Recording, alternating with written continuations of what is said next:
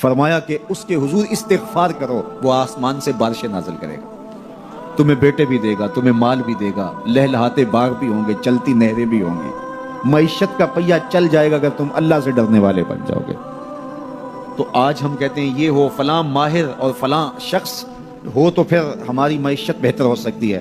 اللہ نے کہا استغفار کرنا سیکھ لو، میں تمہارے لیے رحمتوں کے دروازے کھول دوں گا، رحمتوں کے در کشادہ کر دوں گا، پیچیدگیاں ختم ہو جائیں گی، مشکلیں آسان ہونے لگیں گی اگر تم اللہ سے ڈرنا سیکھ جو، اس کے حضور استغفار کرنا سیکھ لو۔ اور اگر تم ایسا نہیں کرو گے تو تمہارے اوپر نیچے سے عذاب نازل ہوگا۔ وَهُوَ الْقَادِرُ، وہ اس بات پہ قادر ہے، أَن يَبْعَثَ عَلَيْكُمْ عذاباً، کہ وہ تمہارے اوپر عذاب نازل کرے، تمہارے اوپر سے، تمہارے نیچے سے۔ اللہ اکبر۔ اوپر کا عذاب کیا ہے کہ آسمان سے پتھر برسیں، نیچے کا عذاب کیا ہے زلزلے آئیں، یا پھر زمین فصل دینا چھوڑ دے، زمین بنجر ہو جائے، یہ نیچے کا عذاب ہے۔ حضرت عبداللہ ابن عباس رضی اللہ تعالیٰ عنہ فرماتے ہیں اوپر کا عذاب یہ ہے تمہارے حکمران نااہل ہوں، اور نیچے کا عذاب یہ ہے تمہاری اولادیں نافرمان ہو جائیں۔ یہ اوپر اور نیچے کا عذاب ہے جس میں تمہیں مبتلا کر دیا جاتا ہے۔ یہ کب ہوتا ہے؟ جب تم اللہ کے حکموں کے نافرمان ہو جاؤ۔ جب چند لوگ اللہ کے نافرمان ہو جاتے ہیں تو پھر ان چند لوگوں کو انفرادی اذیتوں میں اور مشکلات اور پیچیدگیوں میں مبتلا کیا جاتا ہے۔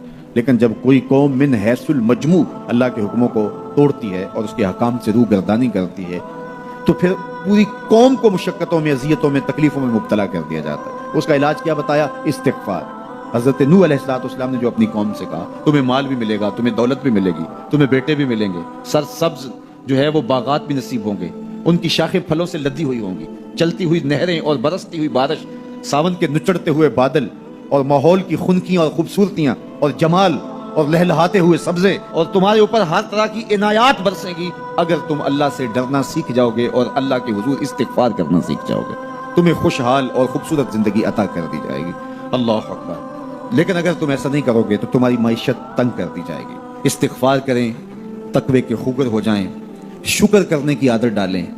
جو شکر کرتے ہیں اللہ تعالیٰ ان کو اور زیادہ عطا فرماتا ہے، دنیا میں بھی اور آخرت میں بھی۔ اس طرح دوسروں کی پریشانیاں دور کریں، اللہ آپ کی پریشانیاں دور کرے گا۔ بانٹنے کا مزاج پیدا کریں، آپ کے پاس جو بھی ہے بانٹ دیں، علم ہے تو بانٹیں، خوشیاں ہیں تو بانٹیں، آپ کے پاس دولت ہے تو لوگوں کے دکھ اس دولت سے دور کرنے کی کوشش کریں۔ جب آپ بانٹنا شروع کر دیں گے تو آپ کا رب آپ کو عطا کرنا شروع کر دے گا۔ یہ بات ہو نہیں سکتی کہ انسان کی زندگی میں مشکل نہ ہو۔ جب انسان کو پیدا کیا گیا تھا، اس کا خمیر گویا گیا تھا، تو 39 دن تک اس کے خمیر پر مٹی جو گوندی گئی تھی انسان بنانے کے لیے، اس پر 39 دن دکھوں کی بارش ہوئی تھی اور ایک دن خوشیوں کا کمی برسا تھا۔ تو انسان کی زندگی میں خوشیاں اور غم اس تناسب سے ہیں۔ لَقَدْ خَلَقْنَا الْإِنسَانَ فِي قَبْضٍ، انسان کی زندگی مشقتوں کا مجموعہ ہے، حالات کی تلخیوں کے سے مقابلہ کرنا پڑتا ہے۔ لیکن حالات مشکل ہو جائیں تو ان سے نکلنے کا راستہ کیا ہے؟ تو سنیے قرآن کیا کہتا ہے، وَمَن يَتَّقِ اللَّهَ يَجْعَل لَّهُ مَخْرَجًا وَيَرْزُقْهُ مِنْ حَيْثُ لَا يَحْتَسِبُ۔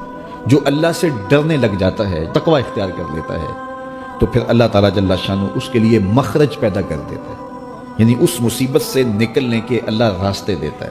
یہ اس شخص کا مقصوم ہے جو اللہ سے ڈرتا ہے۔ اس پر مشکلات اس پہ بھی آتی ہیں، یہ نہیں کہ اس پہ مشکلات نہیں آتی، زندگی کی مشکلات کا وہ بھی شکار ہوتا ہے، لیکن جو ہی مشکلات آتی ہیں ان مشکلات سے نکلنے کا اللہ اسے راستہ بھی عطا کر دیتا ہے۔ اور دوسری بات، وَيَرْزُقْهُ مِنْ حَيْثُ لَا يَحْتَسِبُ، اللہ اس کو وہاں سے رزق دیتا ہے جہاں سے اسے گمان بھی نہیں ہوتا، وہاں سے رزق دے دیتا ہے۔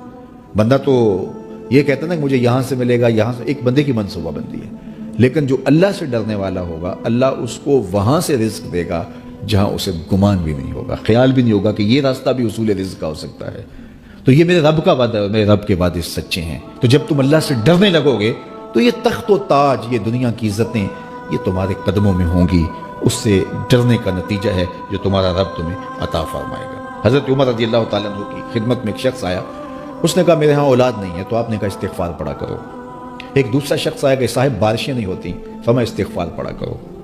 تیسرا شخص حاضر خدمت ہوا اور کہا کہ ہمارے ہاں قحط کا عالم ہے، فرمایا کہ استغفار پڑھا کرو۔ تو کوئی پاس بیٹھا تھا، اس کے اٹھ کے جانے کے بعد کہا کہ مختلف لوگ مختلف سوال لے کر آئے اور آپ نے ایک ہی جواب دیا کہ استغفار پڑھا کرو۔ تو کہا میں نے اپنے طرف سے تھوڑا دیا، یہ تو میرے رب کا فرمان ہے۔ کہا وہ کیسے؟ کہا سورہ نوح پڑھو، فَقُلْتُ اسْتَغْفِرُوا رَبَّكُمْ۔ حضرت نوح علیہ السلام نے اپنی قوم سے کہا کہ اپنے رب کے حضور استغفار کیا کرو، انہو کان غفارا۔ اس کا نتیجہ کیا ہے؟ جب تم استغفار کرو گے تو وہ تمہارے گناہ بخش دے گا. ایک تو فائدہ اس کا یہ ہوگا. وَيُرْسِلِ السَّمَاءَ عَلَيْكُمْ مِدْرَارًا, آسمان سے موسلادھار بارشیں بھی برسیں گی. وَيُمْدِدْكُمْ بِأَمْوَالٍ وَبَنِينَ, اور اللہ تمہیں استغفار کی برکت سے مالا مال بھی کر دے گا. وَبَنِينَ, اور تمہیں بیٹے بھی عطا کرے گا. وَيَجْعَلْ لَكُمْ جَنَّاتٍ وَيَجْعَلْ لَكُمْ أَنْهَارًا, تمہیں باغ بھی عطا کرے گا اور تمہیں چلتی ہوئی نہریں بھی عطا فرمائے گا. آج میں سمجھتا ہوں کہ پاکستانی قوم کو اجتماعی استغفار کی ضرورت ہے. آپ کے دریاؤں کا پانی سوکھ گیا, استغفار کریں گے اللہ تعالیٰ ان کو پانیوں سے مالا مال کر دے گا. بارشیں ہوں گی, قحط سالیاں دور ہوں گی, بے اولادوں کو استغفار سے اولاد نصیب ہوگی, اور معیشت کی بہتری جو ہے وہ استغفار کے ذریعے سے ہوتی ہے. تو یہ 5 چیزیں بیان فرمائیں, تو استغفار سے خوشحال زندگی کا تصور ابھرتا ہے.